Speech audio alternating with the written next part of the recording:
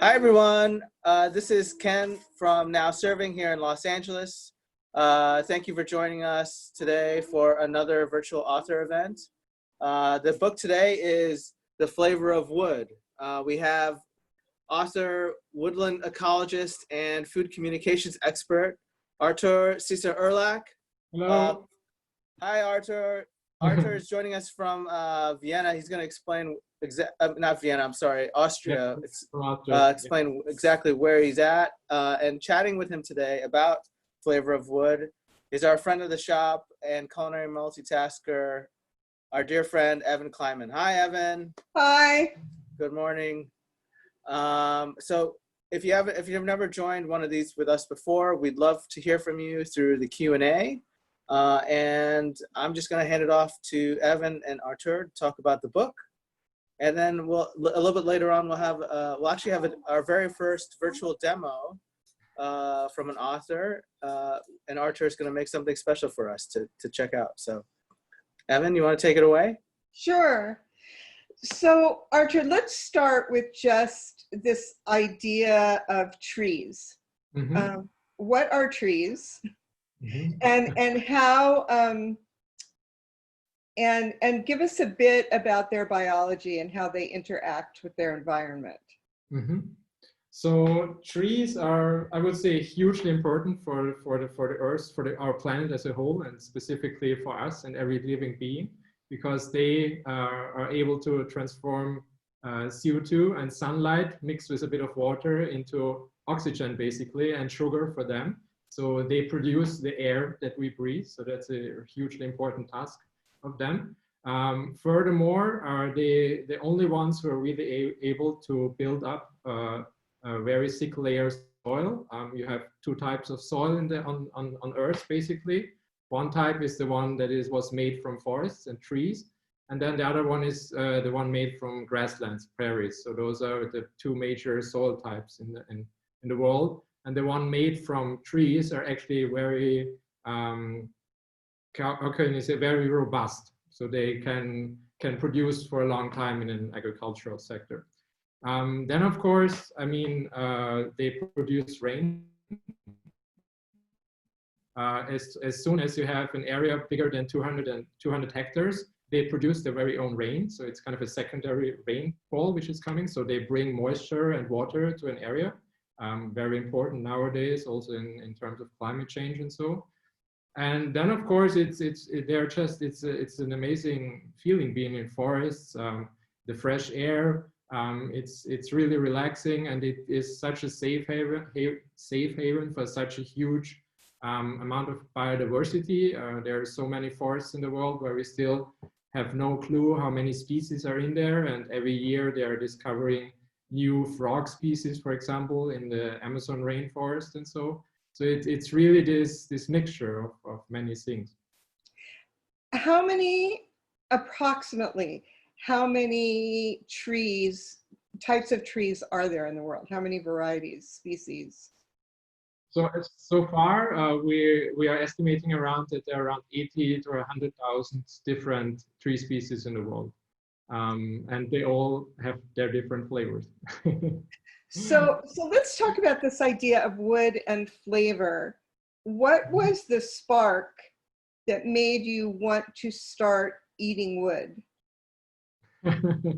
So maybe I should go into my background just for a quick bit to make it, so it doesn't sound as crazy.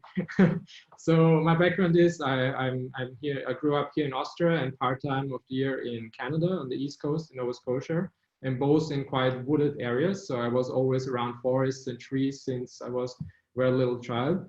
And then when it was time to go to high school, I had the awesome opportunity to go to one here in Austria, where you both get your high school A-level diploma, and you also get trained in a profession. And in my case, I had the choice between electronics, mechatronics, or cabinet making or furniture making.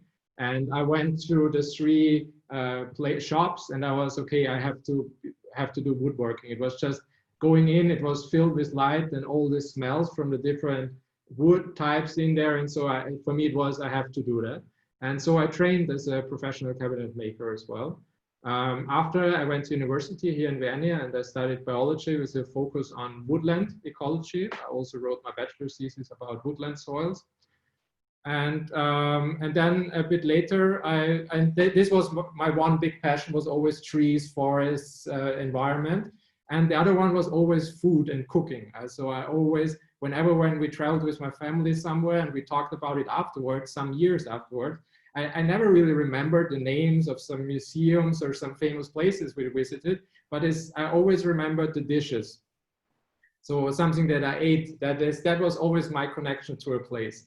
And then, of course, at home, I always played around a lot and did a lot of cooking at home. And so while studying ecology, I realized that a lot of the problems, environmental problems we have in the world nowadays is very much connected what we eat and how we produce it. So I saw if I want to do something in this sector, I really have to work on the food system as a whole. And this was, of course, since it was also my great passion, that was a really great discovery for me. And that is how I kind of found, after a bit, the University of Gastronomic Sciences, founded by Slow Food in Italy, in the Piedmont region. And yeah, I applied for a master there, and thankfully I was taken. And so I had an absolutely amazing year there in the Piedmont hills, foothills, with all the vineyards around. And a huge part of this experience at the university, I would actually call it experience, it's not just a study, is not just to learn in the classroom setting and listening to professors and discussing with them, but it's also to going out and to visiting all the producers. So from very, very small farms and wineries to really huge corporations, we visited them all. And of course, being in the Piedmont region, we went to a lot of wineries and distilleries. And there we got a tour of the place, and we always got, we got a lot of insights on how the wine is produced and how important the knowledge is in that, and all of that, and fermentation process. And then quite often towards the end, we came into the aging rooms where you had all those huge, either big barrels or barrique barrels laid out, and quite often in quite a beautiful setting. And for me, at least, it was always, there was just, okay, those are barrique barrels, or this and this size. They're made from cocoa, wine is aged in there for so long. And then we moved on to the tasting. And for me, having the background as a cabinet maker and really being really passionate about wood and trees, I really wanted to know more about it. Because I knew barrel making is actually a huge art form. It's very difficult to make a barrel because there is, holding it together is only those metal hoops on the outside. So there is no glue, no screws, no nothing. It's just the metal hoops and pressure, and still it's watertight. So it's really an art form. So I wanted to know more about it and started researching it after one of those trips. And this is when really, for me, a huge portal almost opened to a new world where I discovered how much trees and wood are actually in our food. But it all started there in Italy, from a visit to a winery and the barrels. At the beginning of your book, you talk about beavers. Yeah. And because they're giant consumers of wood. Yes. And builders. Mm-hmm. And you talked about how you decided to notice what they did in a more focused way to try and figure out what they were using to build with and what they were eating to see if they had preferences. Mm-hmm. What were their preferences?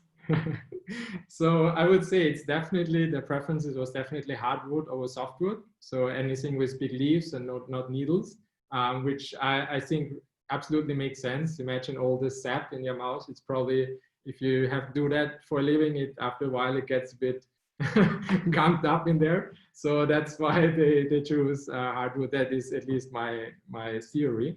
And then they particularly went for poplar, willow, some dogwood a bit, and maple. This was really their preferred varieties, and it was actually quite easy once I looked for it. I mean, of course, before I always walked by it and never thought about it twice. But once I looked for it, it was quite easy to spot because they only eat the bark or the cambium, so the outer layer of leaf. So eat the leaves, of course, but then from trees they eat the bark and the cambium, which are full of nutrients. And so the ones they don't like, they were just, they are used for building material in the dams, and they had all their bark on them. Whereas the one they liked, they were either completely moved back to their burrows, or they were completely debarked. So it was actually quite easy to find out what was their favorite. So describe what the cadmium is. Yeah, okay, so tree is basically in the center. The biggest part is what we know as wood. So this is the really hard, tough stuff which we use for building and everything, and furniture making for that matter, but it's actually almost dead. And then on the very outside of the tree, that is what we see when we go through the forest or in a park, that's the bark. That's almost the skin, a protection to the outside. And then between this wood in the center and the bark on the outside, you have this living layer, and it's called cambium. And it's a lot of nutrients are transported in there, and water goes up and down in the tree in this. And this layer is very nutrient dense and has actually quite a good taste, depending on type of tree. So when you first got this bug in your mind, you kind of went immediately to try and taste. Yes. What were you tasting, and what vehicle did you use? Were you just direct tasting? Yeah, so I've to be honest, I've always been very curious wherever in terms of tasting. So I was never very shy of trying new things. So yeah, as soon as I got really interested in the topic, every walk in the forest with the dogs or so, I just tried from trees. I mean, to be honest, I have a background in ecology and cabinet making, so I knew at least which trees are, you know, poison or could be not so good to try, and which are quite safe to try. So that is definitely a background which helped a lot. But yeah, then I just tried it. You know, just a needle here, a leaf there, and then also in this chapter in the book, I also tried the bark and specifically the cambium, because I didn't. It was for me, for writing the book, it was a bit hard to know where I should start, because at this time I had already done a lot of research. So I had this pile of possibilities in front of me, but I needed a starting point. And this beaver discovery really gave me a great start into the whole, how to start writing it and how to start researching it properly. And so you have all of this information, and then when you start to sift through to organize it and decide where you're going to go with it, you come upon the problem of language and how limited a vocabulary we have to describe flavors. Yes. and so you have that. And then you also have this conundrum of aroma, smell, and what is actually taste. So could you sort of talk about those issues and how you sort of tried to tease out what you needed for your curiosity? Yeah, so with flavors, and I have to specify that I think that it's a problem a bit of the Western world. So in some Asian countries and African countries and in their languages, they have a much richer vocabulary for describing flavor, whereas we are quite poor when it comes to this kind of vocabulary. We basically have the 6 basic flavors, which we perceive with our tongue. So, you know, salty, fatty, which I think they discovered quite recently that is also a flavor we can taste, acidic, sweet, sour, and yeah, I think I missed out on one, but yes, yeah. So those are and for this we have words, and then of course we have combinations of those, sweet, sour kind of, and we have a few very limited other words to describe actually flavors. So what do we do? And this is something which I very much learned at the university in Italy, is to take from other, so we compare it to things. So when, for example, I can go back to the bark where I tried the poplar bark. and it tasted a bit like Manuka honey. And for me, and this is how my brain connected it, because I had tried Manuka honey before and I knew what it tastes like. And so I compared it immediately to that. But this is the problem also with it, that probably not every person has tried Manuka honey. So if I describe it to them, they don't know what I'm talking about. I mean, if I talk about salty or sweet, they have a pretty good idea. But if I talk about Manuka honey, it's probably a bit difficult. So this is flavor description is very much based on your individual experiences in your life, which you had and which things you have tried and which things have kind of stayed in your memory or in your library of flavors in your brain. So that is the one thing where I had a bit of a problem describing flavors.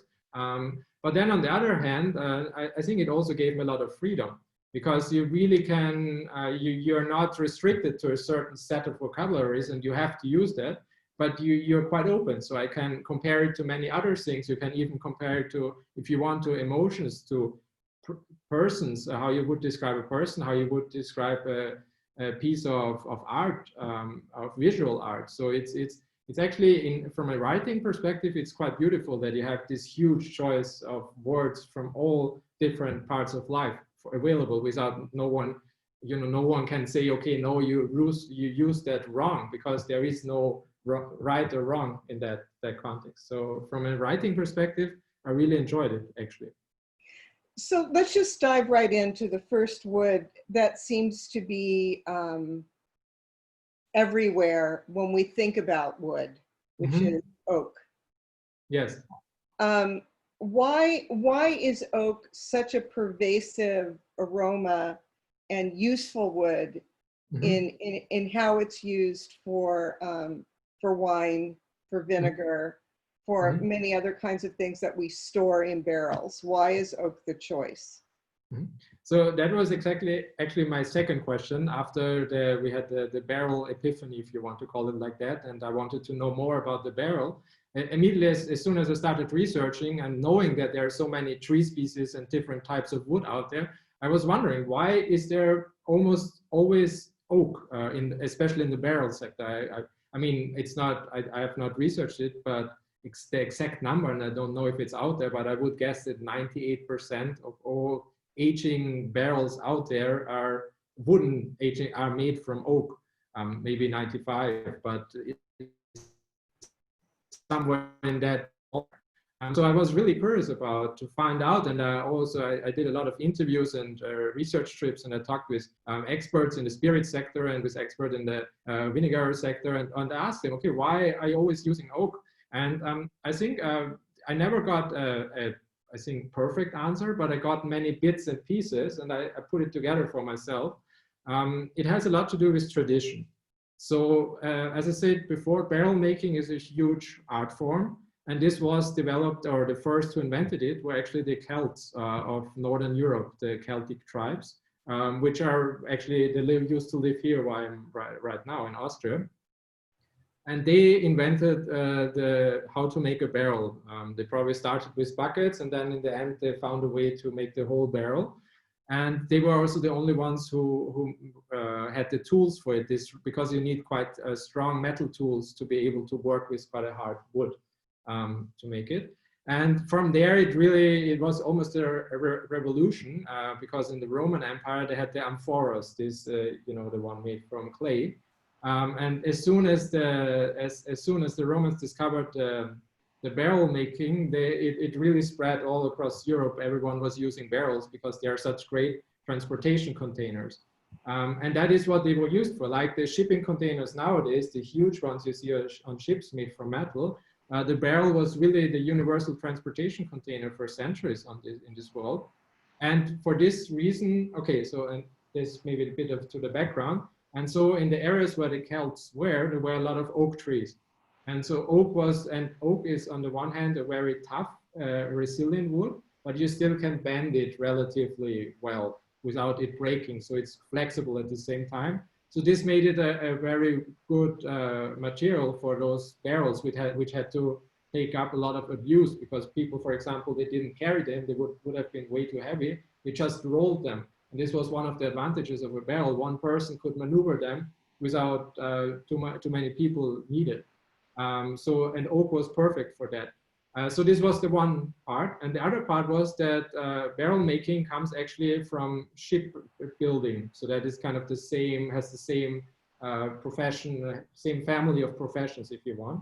And ships were also quite often built in Europe from oak because there was such a lot of availability, and for the same reason, very strong, resilient strength. And so, and it was kind of this mix. So there were a lot of oak forests, which they also planted, especially in France, the Limousin oak. And so it was actually planted to have more material for warships in a later point. And then it somehow over the centuries, it really got to be a tradition. And then people probably started to enjoy the flavor as well. I think this came very much as a later point, this famous vanilla kind of flavor. If you have American oak, you're going more into the coconut, buttery direction, or French, you have a bit more on the chocolatey side. But still, people really liked the flavor. It was growing everywhere, also because it was planted. And so over the years or centuries, it became a tradition. And nowadays, everyone is not questioning it. They're just using it because it is, everyone is using it. And I think also for Scotch whiskey, there's actually a rule. You can only use oak barrel or barrels made from oak. I found a reference where they used to make barrels made from mahogany. So for whiskey, so only imagine what, and so that was very interesting for me to discover. And of course, I'm always very curious to see if there is not a possibility to use different kinds of wood now that I know that it tastes so differently. So as you went through your research and knowing that oak was this primary wood, Mm-hmm. in your mind, what did you, if you could create a barrel that Mm-hmm. would offer up a different kind of aging experience, Mm-hmm. what woods would you like to see used? Where to start? So, I mean, of the 80 to 100,000 types of trees in the world, not every type of tree is you can make barrels from because it's probably too soft or it breaks trees. So there are many, so I think many fall to the side already. But one thing which already made in the book together with a well-known brewery here in Germany, actually, a wheat beer brewery, as an experiment, we aged it in in large wood barrels. So I found a barrel maker who was willing to make it and who had the knowledge also, because it's depending on wood it's different how to make it. And so we aged their beer in large barrels, and it came out as a special edition, and it was all sold in the United States. It was quite a good rating on all the beer rating sites. And I was quite happy with the result. It has a completely different flavor because there's quite a resinous note, but then also you have dark fruits going in there. So it was really fascinating to see. But then you have one I would love to see is eucalyptus, because eucalyptus has a kind of caramel, salty kind of flavor, the wood. So I could imagine that would be great with some different spirits or also non-alcoholic beverages. That could be a very interesting combination. So when you're referring to these flavors that different woods have, did you figure out a way to prepare wood yourself that would allow you to go through different woods and assess their flavors? Yes, yeah, I have a bit of a process, and this way I can also see how the flavor changes over time. And also, barrels, for example, on the inside, they are toasted quite often to release certain additional flavors, or the carbon layer also works to absorb certain off flavors in different kind of spirits. And so, yeah, I developed a bit of a process for myself and how to find out. And so I have a bit of a flavor library now where I know which type of wood tastes around. So when you do that, do you taste both the wood and the bark and the cambium, and how do you distill them? Do you pulverize them? What do you do to make the flavor accessible to you? So it's really depends on availability for me. So if I have trees growing around here in the forest or in Canada where I am, or when I'm on travel, I can try every part of it, starting from the leaves to the bark to the cambium, of course. Normally I would just take a twig or so, or some branch. So I don't, I don't go to the trunk and take off a big part. I don't want to damage the tree. So then I have the possibility to try every part of it.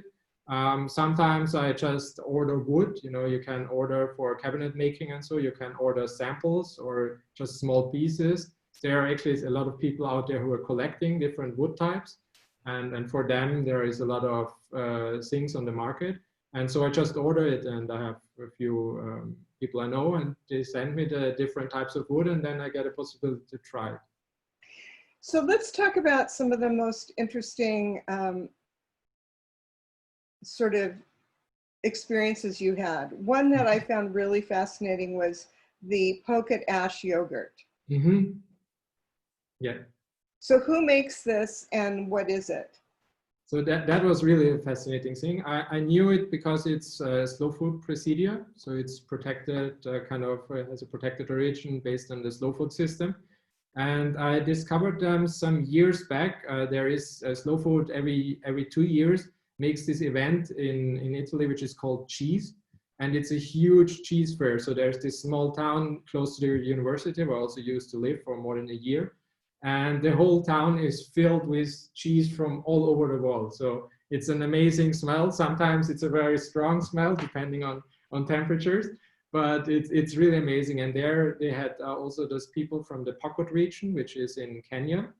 And it's a very dry part of Kenya. So there, it's actually an area which is it's just, it's an extreme area if you want from an environmental thing, because they have a really long drought period, and then they have a very, very strong rain period with floods and everything.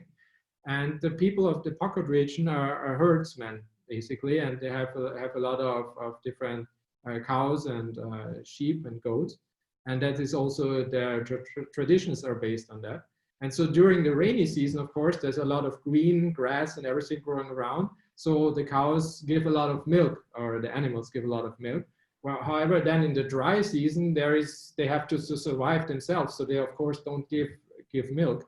And so people really looked for a way how they can preserve this abundance of milk during the rainy season, how they can use and preserve it for the drier seasons, where there is, of course, a lot of food shortages. And then maybe as a background, in Africa, there was never, the cheese making tradition never developed by itself. And so what they found, which I think is even more fascinating than cheese making, is that if you use the charcoal from a very specific kind of tree, so if you pulverize, if you burn the wood, and then pulverize, mix it with the milk, it stays fresh up to 6 months in a desert climate. So no refrigeration or nothing. I'm probably in a cool spot nevertheless, but still. And it has a great flavor, and it has also quite a lot of more minerals. So it's also very nutrient rich, this Pokot. And it has a kind of a bluish color because of the ash in it. And the consistency is more like a liquid yogurt, but the flavor is more like a bit like a Greek yogurt, but with a smoky mineral kind of components in it. So it's really great tasting, and it's a huge tradition there. Is there a commercial side to that? Do you have to just be there in that region to taste it? Yes. So, or you come to the cheese festival in Italy when it is the next. Supposedly it's maybe next year. We'll see how things go. So they come there always as well, but it's only in this region. So one of the products using wood that I found most interesting was the Swiss cheesemaker, who figured out a way to use the cadmium as a belt around the cheese. Could you describe that? Yes, yeah, happily so. So this is it is in Switzerland, and you really can describe him as a cheese making rock star of Switzerland. His name is Willy Schmidt, and he has won a crazy amount of prizes, international awards for his cheese and his innovation. And in this area, which is also Switzerland and France are quite close to each other. And there in this area, they developed this kind of cheese making tradition, which is called sanglé. I'm not French speaking, but as far as I know, it's called belted, or like wrapped with a belt. And this is when you make soft cheese and you put it on a board, which is also made from wood, by the way, the aging boards of cheese.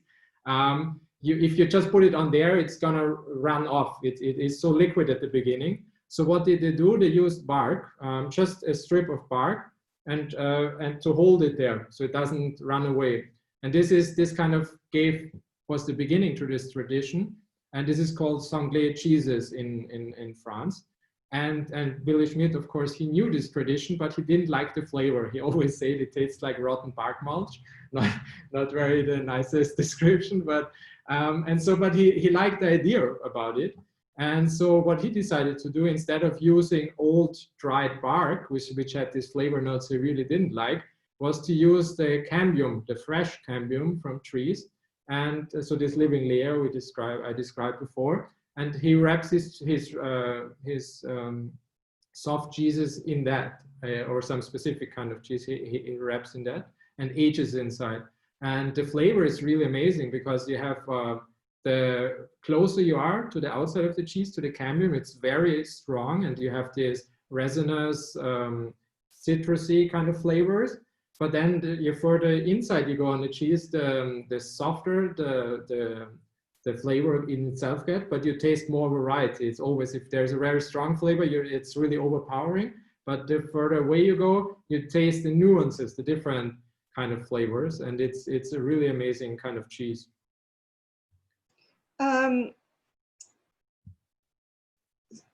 So I would love to talk about truffles. Mm-hmm. And how we often focus on where you find truffles, what kind of trees host truffles, but Mm-hmm. what does the truffle itself do for the tree? Mm-hmm.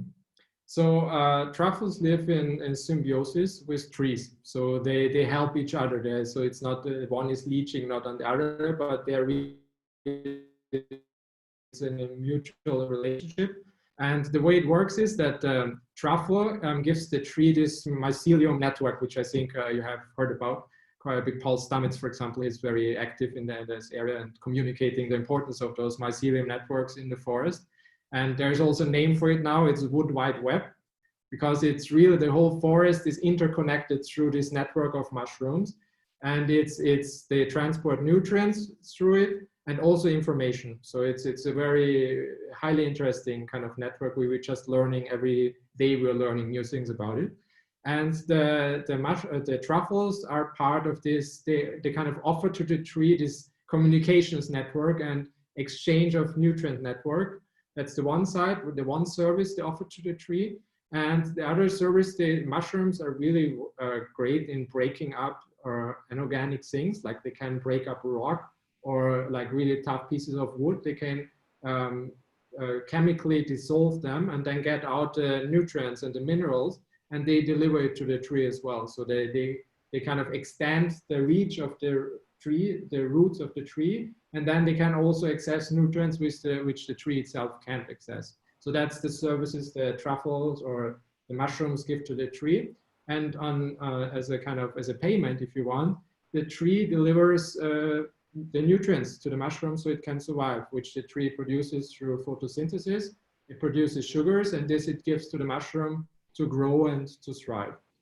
And of course, knowing this, I was very curious to see if that would in any way influence the flavor of the mushroom, because it's almost completely dependent in what it's eats from the tree. So depending on which type of tree, I thought there could be different flavors, and yeah, it was. I went on a truffles hunt in the Piedmont region, where we went for the famous Alba white truffle and some black truffles, and we actually found them. And this was a very, very experienced truffle hunter who is doing that since many years. And he confirmed that there is, depending on which type of tree the same kind of truffle is growing on, it has a different color and a different flavor. And so it's not just oak trees. No. Got a lot of different, also spruce trees, and so they have different mushroom. Probably not the truffle, or at least not the white or the black truffle we know. But yeah, it's almost on every type of tree on the roots they're growing mushrooms. And what variation what variation in the truffle flavors did you perceive? So what I learned from the, unfortunately, I wasn't able to try everything because that would have been quite an expensive experiment. But what I learned from the truffle hunter, he told me that if you have, for example, the truffles from an oak tree, the white alba truffle from an oak tree, it's darker in color, so it's a bit of a more creamy color, and then it's much stronger in its flavor. And he said it's perfect if you, for example, use it with meat or so. So with an equally strong flavored dish. And then if you have, for example, the white alba truffle growing on the roots of a poplar tree, it has a much lighter color and also a much lighter flavor, if you want. So that would be also something very interesting for chefs, I would imagine, to see if you can learn from which kind of tree the truffle was grown on, and then in matching it to your dishes. And I imagine, I haven't had the chance to try it so far, but I also think that if you that should be true for most mushrooms which grow in symbiosis with trees, that they have different flavor notes depending on which type of tree they're growing on. So one of the last flavor experiences you talk about in the book is the Argentine edible wood, which to me is just absolutely fascinating. So it was, for you, it must have been like the Holy Grail, because someone actually figured out how to take wood and make it edible. Tell us that story. Yeah, that was a very long thing in the making. I discovered it actually relatively early on in my research. Fortunately, it was hidden in some very hidden corners of the internet back then. But then actually getting a sample of it to try it, that was a work of 3 years or something like that, because it was really difficult. And unfortunately, at this time, I didn't have a chance to go to Argentina. Of course, as soon as I get a chance to go there, I will visit this region where those type of trees are from. So it's the tree is called Chacareta spinosa, and it is it grows. It's kind of a cold rainforest where it comes from, and it has huge trunks, so it's really big and quite tall, but it has a very low lignin content in the wood itself. So it's almost like a sponge, I think is the best way to describe it. So it's full of water, and it was known by the kind of indigenous people in the area. They used it if one fell down, or maybe if they cut it down. They just came back a few weeks later, and it was full of big, delicious worms or grubs, actually, from a beetle variety, which were feasting on this wood because it was quite easy to eat and it has a lot of sugar, so it was easy to digest for the grubs. And so there was this one engineer who is from Argentina, from the area, and he was teaching at the university, and he was always curious about those trees. And he was thinking, if the grubs can eat it, and then later the people eat the grubs, why not eat it directly? Isn't there a way to do it? Being an engineer, I think he was very fascinating in finding a way to do so. And that's exactly what he did. So many years of experiments, and in his laboratory, he found a way to make this wood edible. And yeah, and you can buy it today. And it's very, very, very difficult to get, but yes. So it's almost like a wood preserve, like yes. a jam. Yes, yeah. They make confectionaries out of it, for example. So, and preserve it in a sugary syrup. And so, given that it's preserved in the sugary syrup, do you still get a sense of the actual flavor of the wood? So you get, of course, you get the texture, which is very good. And then I think you get some notes, but of course the sugary flavor is quite strong. But I washed it out, the sugary flavor, and tried it this way. And I think I got a few flavors out of it, yes. So there were a marzipan kind of notes, and so on. Sweet artichoke, I don't know if that exists, but it kind of reminded me of a mixture of some maple syrup kind of and artichoke notes. And so, yeah. So, but yeah, it would be great, of course, to try the tree in its unprepared form, if you want, or just. So why don't we go to your your pine pesto demonstration? Yeah, I'm happily to. So yeah, just let's quickly make it. It's I discovered that from a chef here in the Italian Alps, and he makes it with mountain pine needles, the young ones in spring. But then over time, at the time actually it was fall, and I still wanted to try it. So I just, okay, why not? And I used the kind of mature needles. And this is exactly what I did. And I was actually really happy with the flavor. So I'm using for that always the Vitamix, because it's strong in that respect, because of course mature needles are quite dense. You can also try it with a hand mixer. I know that it works, or a hand pulverizer, but it just takes a bit longer. With a pestle and mortar, it's only with the young spruce needles. So the way you do it is actually, just let me turn this on. Machinery, just 1 second. I have to plug everything in. So the way I do it is I use walnuts as a basis. So I do quite a few walnuts. I think these are 2 cups. I just add a little. Then I just collected, before this interview, in the forest behind the house, I collected some pine needles. I think I transferred the numbers. So for the beginners, I would start with 1 tablespoon, 10 grams of pine needles. If you like the flavor, or just add more. It all really depends on time of the year when you pick the needles and everything. I actually prefer it quite strong by now, so I'm gonna add a few more needles, and I washed those before. That's the whole preparation I did, nothing else. Just add it in there. And it gets a very vibrant green color afterwards, and it's great. A few more. Also, with something which is very rare here, but which is quite often in Canada, is the white pine. I like actually its flavor the most, but we have also black pines here, and so they taste also quite good. So there you see, I have the walnuts, then the needles, then I add copious amount of Parmesan cheese, because that's always very good. Then olive oil, never use too little, always use more. It's something you learn in Italy. And then finally, just a bit of salt, sea salt, coarse sea salt. And then I always add a bit of water to make it creamier, depending on what you want to use it afterwards. You can use more or less water. It really depends on what the creaminess you want. Just gonna add a bit of water. And then I'm just gonna switch off the microphone for a second, because it gets quite loud.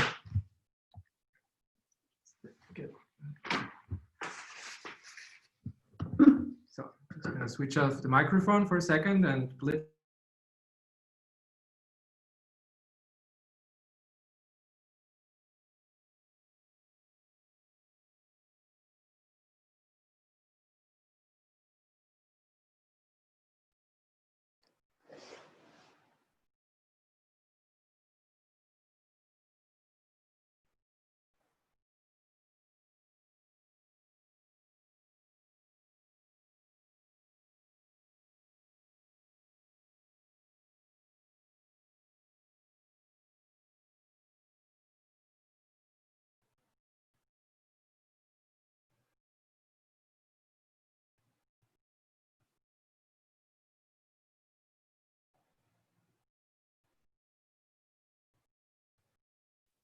So, and that's it. It's all done.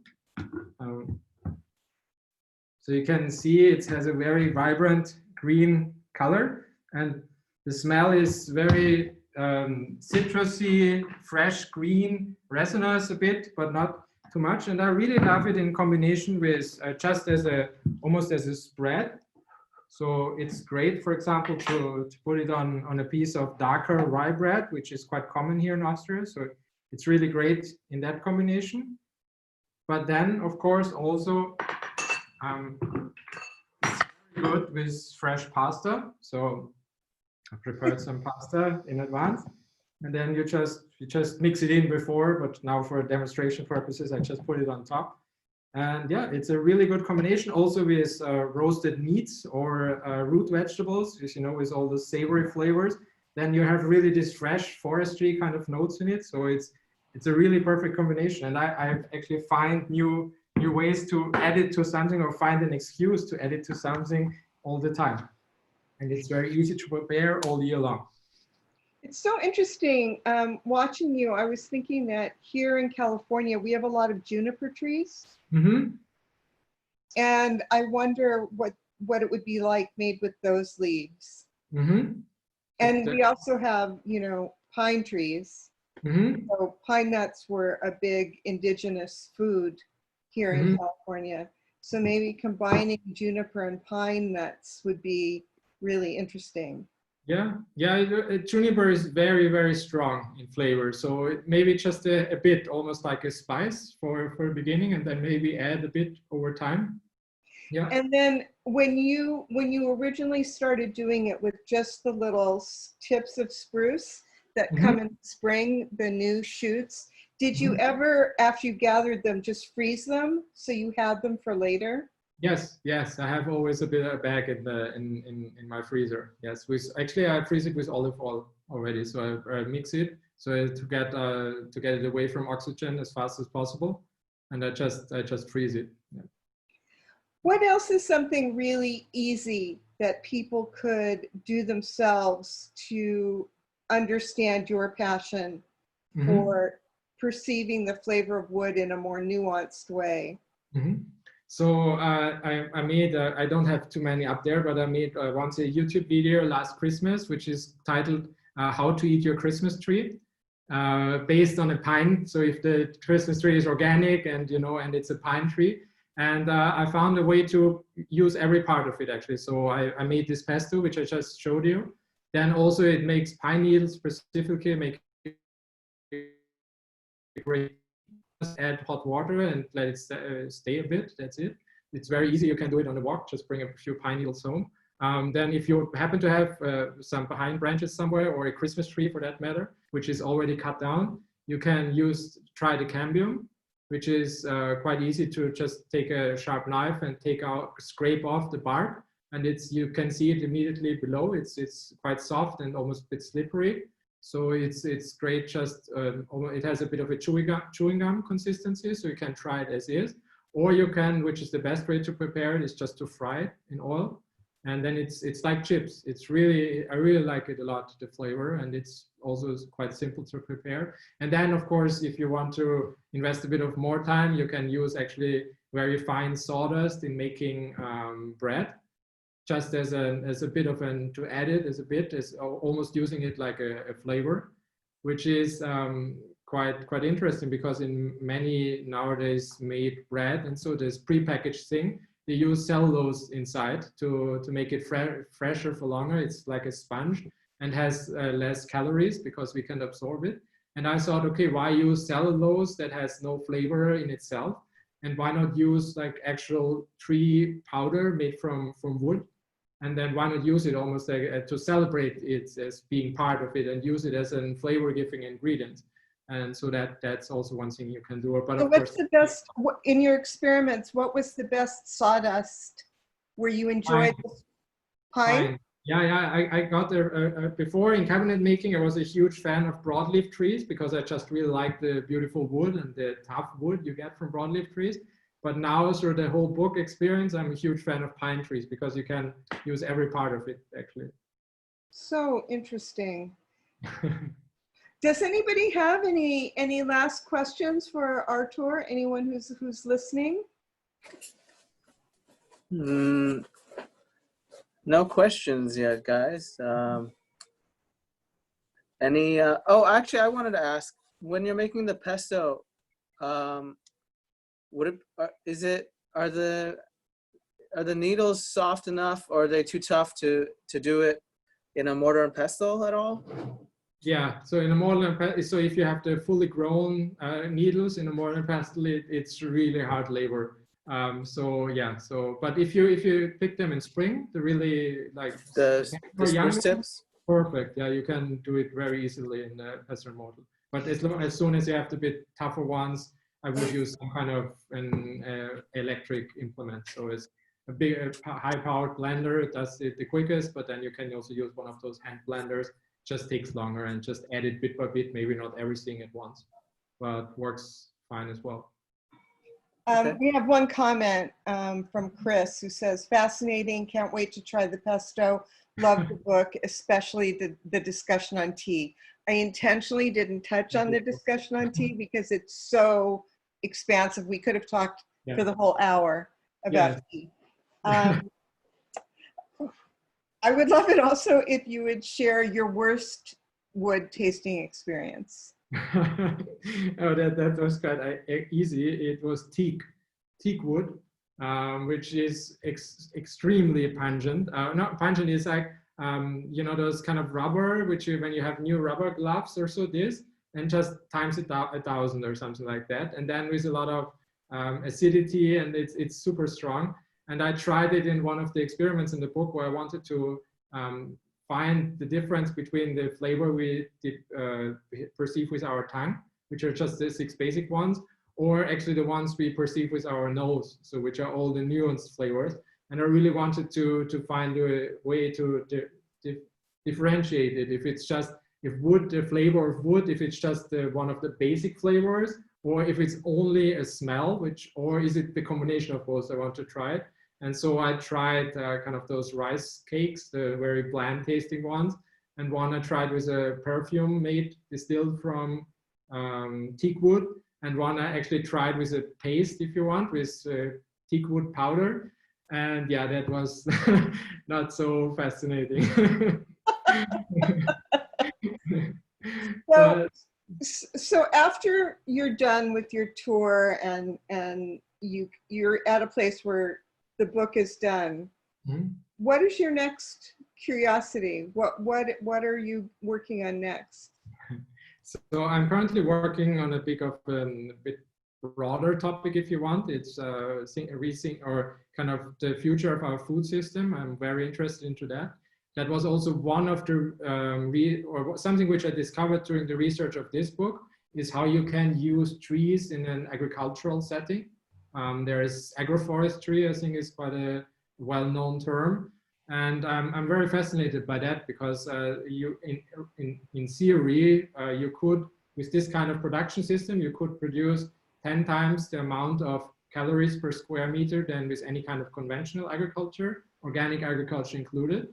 Because what we nowadays have is basically 2-dimensional. So we have one field or one garden or one, and it's always one layer, and then we have either monoculture or something else on there. And those other systems are layered, so almost like a forest, and every layer produces some kind of food or something that's usable. And so that is something I'm very interested in, and I'm researching a lot about at the moment. We have, I love that. Actually, maybe that's something we can talk about in our interview for Good Food. Yep. That would be great. Happy to, yes.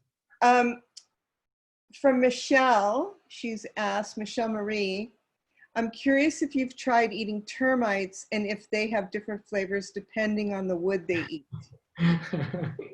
So I tried ants, so I know them from a restaurant.